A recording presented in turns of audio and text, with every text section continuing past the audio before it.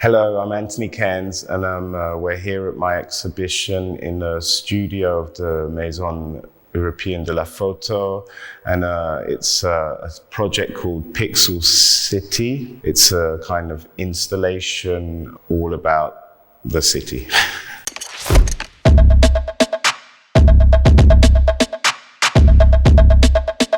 It's a project where using quite old analog apparatus, I've shown different cities around the world in a possibly more experimental way than the normal conventions of film and photography.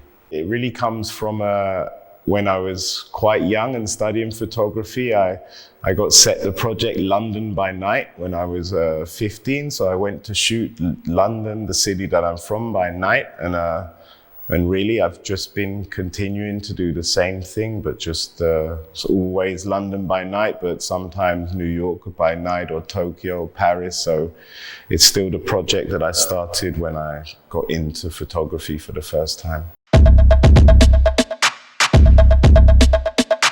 The cameras used to create the work is actually a video camera from the 1980s called a PXL 2000.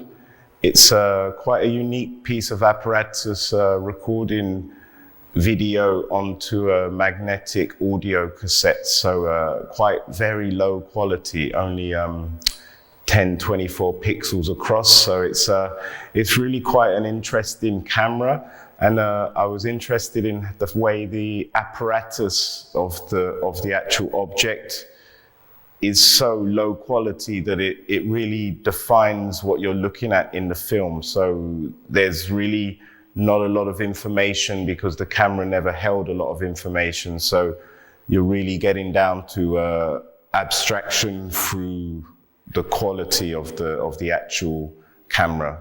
I always feel that photography and film and technology are linked, and they're always moving forward. And sometimes if you look back into the history of photography and film, you can find objects or ways of creating photographs or moving image in ways that are not the most technically advanced, but they have their own special character and like uniqueness compared to what you can have now, which is very high quality and everybody shoots on phones. So I'm quite interested in thinking the tool, the actual camera, is really linked a lot to the work. And after this, the work on the walls is actually still photographs from the film that have then been printed as silver gelatine prints and then hand colored by myself in the darkroom.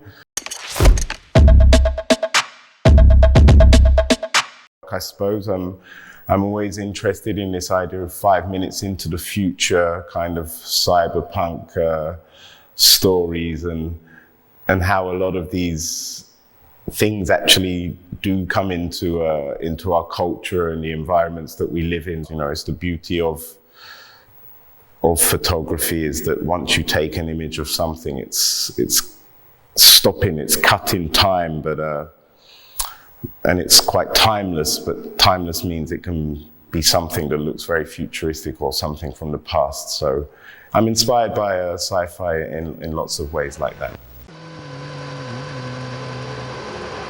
So when I'm walking around cities, making the images and shooting the film, I often have in my mind some quotes or some elements of stories from some science fiction writers that I like Philip K. Dick or J.G. Ballard or Lovecraft. And sometimes it's not that I'm trying to recreate the worlds that they're talking about. It's sometimes that I feel that the city or the urban environments are already these futuristic worlds that are in these novels. So it's not that I'm trying to put what they've said onto the city. I feel the city's already there. It's kind of that's running through my mind, and I guess that's from a lot of science fiction writing that I've read before.